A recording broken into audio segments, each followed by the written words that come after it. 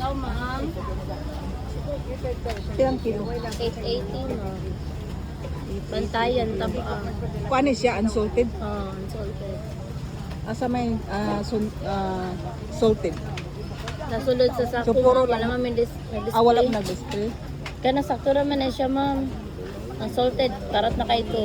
Babad na ito sa asin. Nag-compare lang ko kung isa ang kaibahan. Special sweet pusit. Pila po ng pusit ninyo? Ang regular, 1,000. Yung sweet, 1,300. Umali sila sweet. Ang salted 1,000. Per kani ang 1,300 yung sweet po. 1,300 mas mahal di ang kuan. Oh, hindi siya crispy. 1,000 na. Amo na gitawag nilang special.